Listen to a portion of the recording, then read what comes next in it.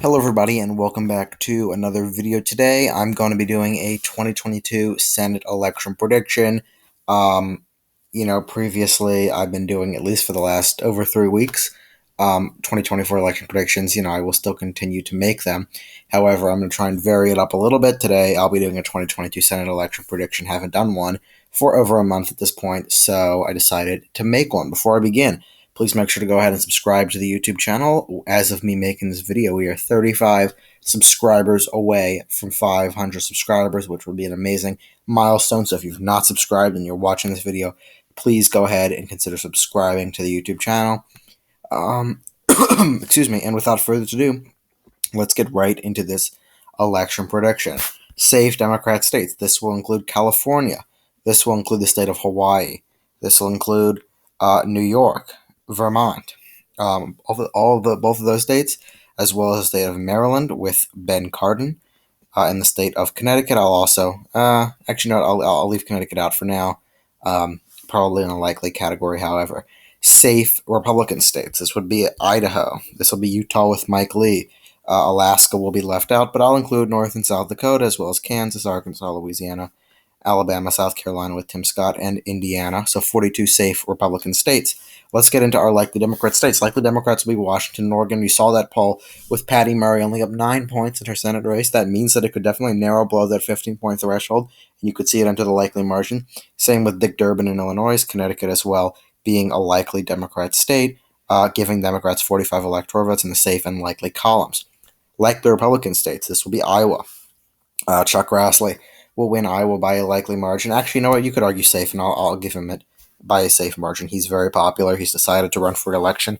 I believe he's almost 90 years old, so he'll be, if he's alive when he completes his next term, he'll be in his mid to late 90s, which it could be one of the oldest senators in history. I'm pretty sure one actually was in very late 90s. I'm not entirely sure. I think they were a segregationist, and they died in 2010 or something like that. But definitely one of the older senators. But anyway, likely states. This would be Missouri with Roy Blunt. Could be, definitely in my mind, will be a likely margin. Marco Rubio in Florida will beat Val Demings by a likely margin, as well as Ohio, as well as Alaska. I still think a Republican will win there, even though Lisa Murkowski, and with their split ticket voting system, I still think you could see likely margin victories there. So 47-45, Republicans in a lead with their likely and safe states characterized. Democrats, in my mind, will be able to win the state of Colorado by a lean margin. That's going to be the only state that I characterized for the Democrats by a lean margin. The rest of them will be in the tilt category. Lean Republican states. This will be the state of North Carolina and the state of Wisconsin. Both of those states, in my mind, will lean Republican, and then the rest will be in the tilt category. Ron Johnson will be able to win that state. He's usually underestimated. He's still pretty popular, and in my mind, he'll pretty cleanly win that state. 4 to 5 points in Wisconsin, especially with the current state of the country at the moment.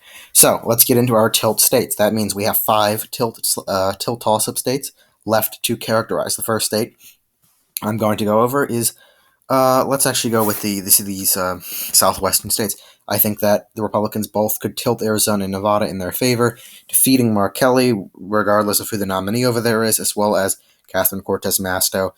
You see an Hispanic trend there, and a lot of people that are leaving California, moving to those states, and voting Republican. Now, it's in the tens of thousands to hundreds of thousands, but that does make a shift in the, not hundreds of thousands, but tens of thousands. That does also add to a shift in those areas, and I think that you could see a shift in those regions come this election. I think that the Democrats, Maggie Hassan, will barely be able to tilt New Hampshire in her favor. You saw Chris Sununu say that he would not run for the Senate in New Hampshire, so I do think Maggie Hassan does have a good chance at it. Kelly Ayotte may run, however, still not a clear nominee from there. I also think when you look at Pennsylvania with the Republican nominees, such as Mohammed Oz and the other person after, I'm not entirely sure what the other guy's name was who dropped out because of their marital issues, but I think that that have a negative effect on the Republicans, and I think that could tilt Democrat at the moment. I, over a month ago, put that as my most likely state to flip blue in 2022, although there isn't many. But I do think that possibly could. Follow up with the final state, I think that Herschel Walker could defeat Raphael Warnock in Georgia. You've seen polls with him up against Warnock And I think that he'd be able to win there. So, final election prediction: the Republicans take back the United States Senate with 52 Senate seats to the Republicans, to the Democrats, 48. Anyway, thank you guys so much for watching this video. Please make sure to go ahead and subscribe to the YouTube channel. Let me know what you think of my prediction in the comments below and what you would keep the same and change. Like the video, and once more, have a great day. Stay tuned for more videos.